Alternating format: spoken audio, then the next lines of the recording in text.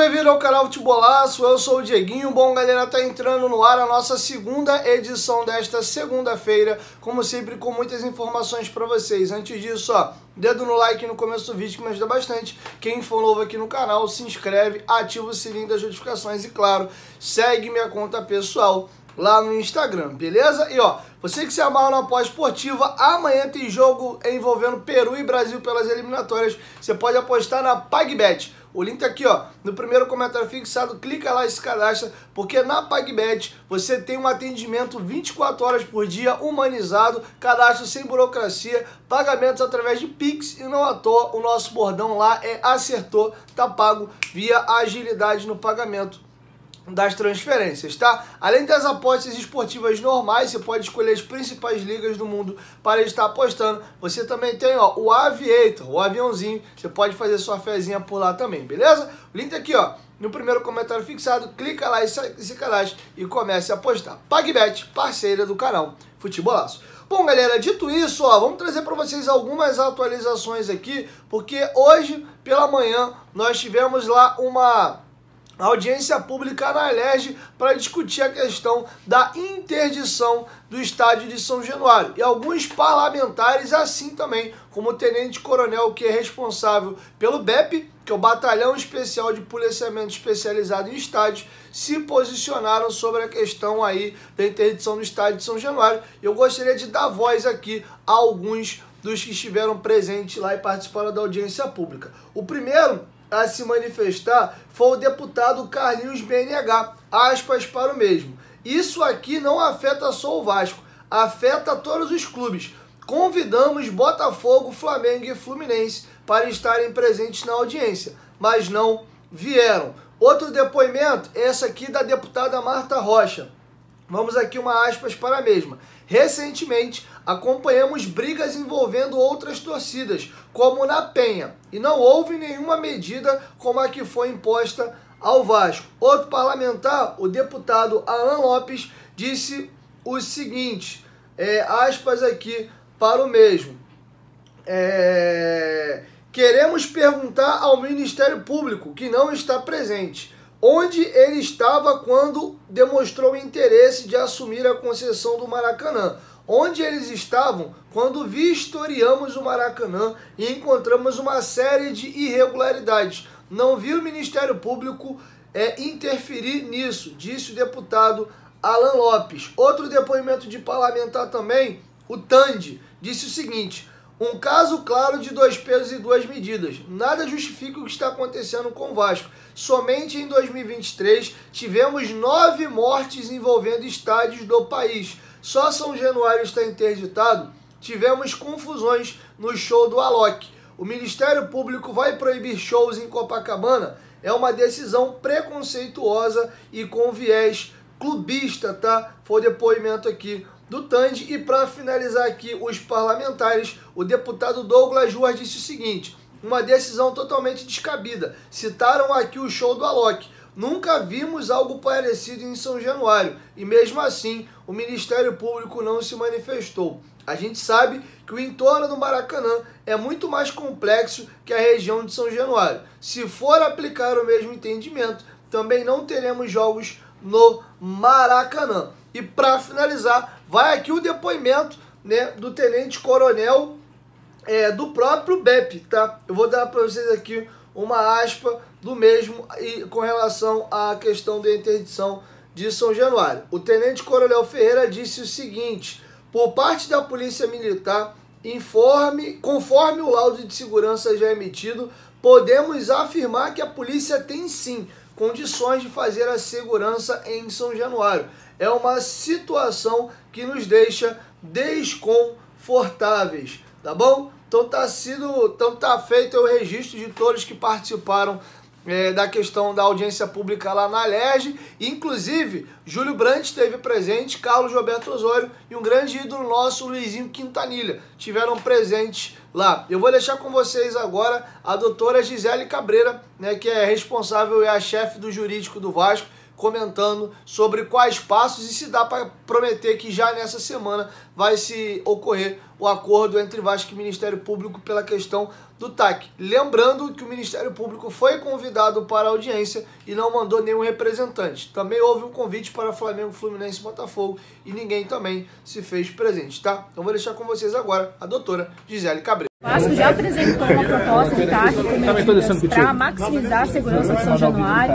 não só na parte interna, mas também com a colaboração dos órgãos públicos. Será realizada uma reunião ainda essa semana para analisar as cláusulas finais e eventualmente concluir a assinatura do TAC e ter São Januário liberado. Bom, galera, para finalizar, aconteceu um amistoso hoje, ou na verdade um jogo-treino entre Vasco e São Cristóvão, e o Vasco venceu por 5-0 lá em São Januário. Eu vou trazer para vocês aqui a nota oficial do Vasco no site, trazendo detalhes aí desse jogo-treino, como foi realizado, quem marcou os gols. O Vasco da Gama venceu o jogo-treino contra o São Cristóvão por 5-0.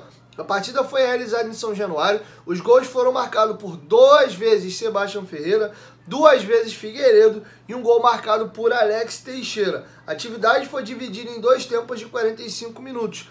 Parte do grupo de atletas realizou um trabalho específico antes do jogo-treino, que envolveram atividades físicas, técnicas e táticas. E a foto que eu deixei passando para vocês é do novo fotógrafo do Vasco, o Leandro Amorim, e tem aí o Sebastião Ferreira abraçando o Payet, né? Dá um entender de que como o Sebastião Ferreira marcou 2 gols, pode ter sido um gol dele com assistência do Payet. Acredito que mais tarde o Vasco deve estar subindo algum vídeo, algum compilado de lances lá na Vasco TV. Isso não é informação, é achismo meu, porque em outros jogos treinos isso já aconteceu. Para finalizar aqui, caminhando para a reta final, o Vasco emitiu um comunicado sobre a situação de Marlon Gomes, que já chegou, já se apresentou e vai começar a treinar com máscaras devido à questão dele do problema no nariz. Aspas para o Vasco através da sua assessoria. Informamos que Marlon Gomes foi reavaliado nesta segunda-feira e que o edema do atleta regrediu de maneira satisfatória. Marlon está liberado para realizar atividades com utilização de uma máscara para proteção facial. O Vasco não confirma que o Marlon está completamente recuperado e terá condição de jogo para sábado, mas também não diz que o atleta está fora da partida. Então a gente vai ter que esperar mais um pouco para saber se o mesmo tem condição de jogo ou não. Tá bom? Bom, galera, e agora para finalizar, 2 situações. Primeiro, gostaria de informar vocês, outra situação, o Vasco emitiu uma nota se solidarizando com a tragédia que aconteceu no Rio Grande do Sul e tem gerado uma comoção nacional muito grande, tá? Então vou trazer para vocês aqui o comunicado do Vasco, o Vasco de uma certa forma abraçando a campanha que está acontecendo nesse momento lá no Rio Grande do Sul.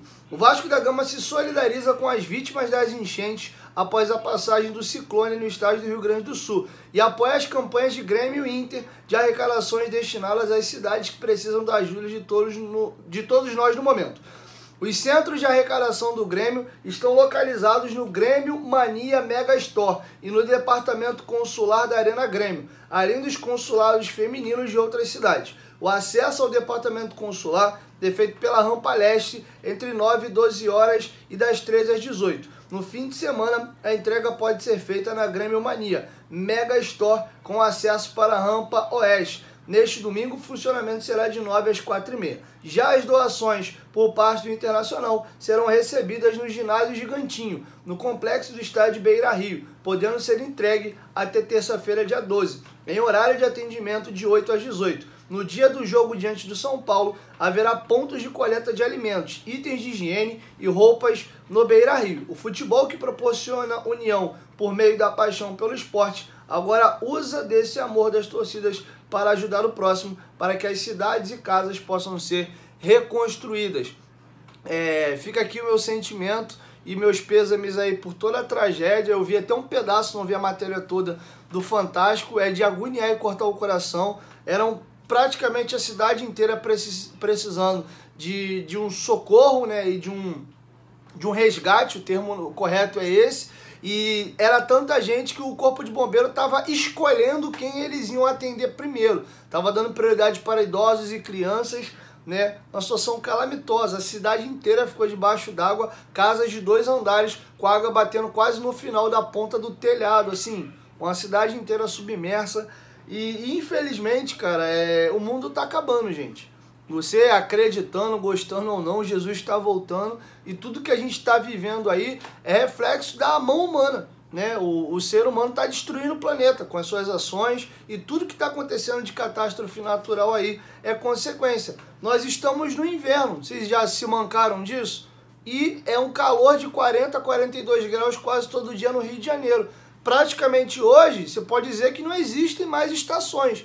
Falo aqui como carioca, aqui é praticamente agora um sol e um calor desenfreado quase que todos os dias do ano. E aí você tem o período de dezembro a fevereiro mais ou menos, é uma catástrofe atrás da outra. Por quê? Um calor absurdo, chuva alaga tudo, deslizamento. Todo final de ano e início de ano a gente vê tragédias atrás de tragédias. No Rio de Janeiro eu fiz uma viagem em carnaval para São Paulo, minha mãe me ligou desesperada porque em vários lugares de São Paulo desabou um monte de coisa, né? Inclusive eu estava num lugar alto, né? Eu estava em Campos do Jordão, enfim, então ficou esse receio e isso foi em fevereiro. Então, infelizmente, algo que não era normal, a gente está começando a ver ciclone no Brasil. A gente sempre falou que a nossa terra era abençoada por não ter problemas de catástrofes naturais. Está começando a acontecer um problema atrás do outro, né? Enchente, questão de chuva e má estrutura das cidades sempre teve. Agora, ciclone, entendeu? Então, assim, tá começando a acontecer isso com uma certa frequência. Teve há um mês atrás, mais ou menos, uma ventania lá para Santa Catarina, Paraná. Não chegou a dar o estrago que deu agora no Rio Grande do Sul, mas está ficando cada vez mais frequente na região sul do país esse problema de ventania e agora um ciclone. Então, assim, infelizmente, a gente começa a ficar com medo e, de novo, é só mostra aí e sintoma de que o ser humano, infelizmente, está destruindo o planeta e o planeta tá trazendo agora as suas consequências, tá bom? Então é isso, galera. Meus pêsames mais uma vez e meu carinho e sentimento para todo mundo do Rio Grande do Sul que tá passando por esse problema. E logo mais amanhã, porque dificilmente eu vou conseguir fazer mais um vídeo. Tô correndo agora para poder gravar o Futebolaço Podcast, episódio número 102. Nosso convidado hoje é o Júlio Brandt, que no final da semana oficializou a candidatura e a gente vai estar discutindo bastante coisa, tá? Então, quer saber das eleições do Vasco, que acontece daqui a exatos 2 meses, dia 11 de novembro, seria importante vocês colarem às 8 horas da noite lá, pra gente discutir um pouco o futuro do Vasco e, por que não, também um pouquinho aí da última eleição. Quem quiser tirar alguma dúvida ainda com relação ao Júlio Brandt, a gente vai estar ao vivo daqui a pouco. Valeu? Tamo junto.